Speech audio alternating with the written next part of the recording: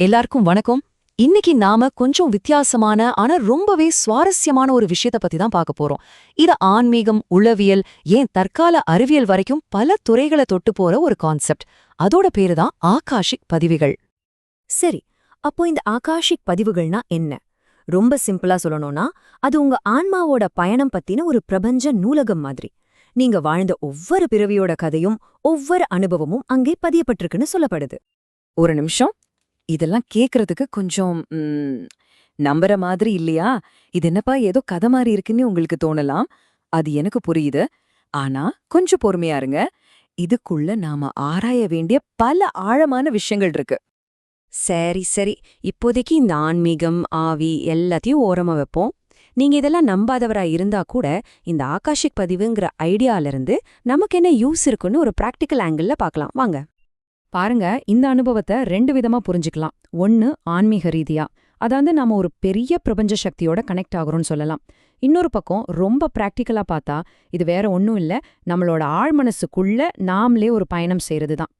ரெண்டுமே ஒரே விஷயத்தோட வெவ்வேறு பக்கங்கள், அவ்வளோதான். அதனால இத நம்புறதுக்கு நீங்க மறுபிறவி மேல நம்பிக்கை வைக்கணும்னு அவசியமே இல்ல.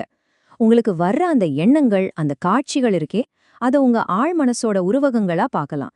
இல்லனா நம்ம டிஎன்ஏல பதிஞ்சிருக்கிற நம்ம முன்னோர்களோட நினைவுகளா இருக்கலாம். இல்லையா நம்ம எல்லாருக்கும் தெரிஞ்ச புராண கதைகளோட வெளிப்பாடா கூட இருக்கலாம். சரி, சைக்காலஜி வரைக்கும் ஓகே. ஆனா இதுக்கும் சயின்ஸ்க்கும் ஏதாவது சம்பந்தம் இருக்கா? இந்த மாதிரி ஒரு ஆன்மீக கான்செப்டுக்கு ஏதாவது அறிவியல் அடிப்படை இருக்க முடியுமா?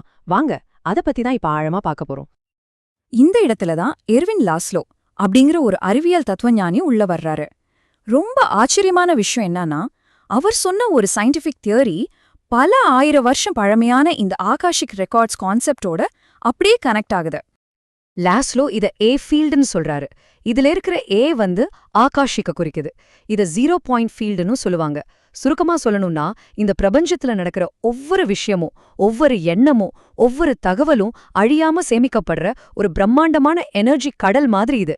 கிட்டத்தட்ட இந்த யூனிவர்ஸோட ஹார்ட் டிஸ்க்னு வச்சுக்கோங்களேன். சரி, ஒரு கேள்வி வரும். நம்ம மனசு எப்படி இந்த பிரபஞ்சத்தோட ஹார்ட் டிஸ்க படிக்க முடியும்? இதுக்கு ஒரு 3 தியரி இருக்கு. ஒன்னு குவாண்டம் ஃபீல்டு தியரி, அதாவது ரொம்ப ரொம்ப சின்ன லெவல்ல இந்த பிரபஞ்சத்துல எல்லா தகவலும் கனெக்ட் ஆகியிருக்கு. ரெண்டாவது, ஃபேமஸான சைக்காலஜிஸ்ட் கார்ல் யூங் சொன்ன கலெக்டிவ் அன்கான்ஷியஸ், அதாவது நம்ம எல்லாரோட ஆழ் மனசும் ஏதோ ஒரு விதத்துல ஒன்னோட ஒன்னு இணைஞ்சிருக்கு. மூணாவது, தியானம் மாதிரியான நிலைகள்ல நம்ம உணர்வு நிலை விரிவடைஞ்சு இந்த தகவல்களை ஆக்சஸ் பண்ண முடியுது. சரி, இவ்ளோ பேசுறோமே, இந்த ஆகாஷிக் ரெக்கார்ட்ஸ்ங்கிறது இப்போ புதுசா வந்த ஒரு நியூ ஏஜ் கான்செப்டா? கண்டிப்பா இல்ல. இந்த ஐடியாவுக்கு ஆயிரக்கணக்கான வருஷ வரலாறு இருக்கு. இந்த யோசனையோட ஆணிவேர் எவ்வளவு ஆழமா இருக்குன்னு பாருங்களேன். கிட்டத்தட்ட 4000 வருஷத்துக்கு முன்னாடி பண்டைய எஜிப்துல ஒருத்தரோட ஆன்மா செஞ்ச நல்லது கெட்டது எல்லாம் பதியப்படும்னு நம்புனாங்க. நம்ம இந்து மதத்துல ஆகாஷாங்கிறது தான் இந்த பிரபஞ்சத்துக்கே அடிப்படைன்னு சொல்லப்பட்டிருக்கு. அப்புறம் 19ஆம் நூற்றாண்டுல தான் இதுக்கு ஆகாஷிக் பதிவுகள்னு பேர் வந்தது. இப்போ 21ஆம் நூற்றாண்டுல சயின்ஸ் இத ஏ ஃபீல்டுன்னு சொல்லி ஆராயுது. ஓகே, இப்ப நாம ஆன்மீகம், உளவியல், அறிவியல்னு 3 கோணத்திலிருந்தும் இத பார்த்துட்டோம். எல்லாத்தையும் ஒன்னா சேர்த்து பார்த்தா இந்த ஆகாஷிக் பதிவுங்கிறது நிஜமாவே எதைத்தான் குறிக்குது? இங்க பாருங்க, ரொம்ப சிம்பிளா புரிஞ்சுக்கலாம்.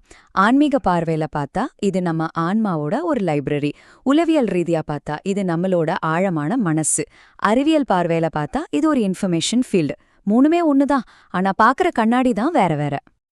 இதுல முக்கியமான விஷயம் என்னன்னா, இந்த 3ல எது சரின்னு சண்டை போடுறதில்ல. ஆனா இந்த பிரபஞ்சத்துக்கு ஒரு நினைவிருக்கு, அதுல நாம செஞ்சதெல்லாம் பதிவாகுது, நாம எல்லாரும் அதனால இணைக்கப்பட்டு இருக்கோம்னு மனுஷன் ஏன் இவ்ளோ காலமா நம்புறான்? அந்த தேடலை புரிஞ்சுக்கிறது தான் இங்க முக்கியம். சரி, இந்த நம்பிக்கை, தியரி எல்லாத்தையும் ஒரு நிமிஷம் மறந்துருங்க. ஒருவேளை நிஜமாவே இந்த பிரபஞ்சம் எல்லாத்தையும் ஒரு ரெக்கார்டா மெயின்டைன் பண்ணுதுன்னு வச்சுப்போம். அப்போ உங்க ரெக்கார்ட்ல என்ன எழுதியிருக்கும்? ஒரு நிமிஷம் யோசிச்சு பாருங்க.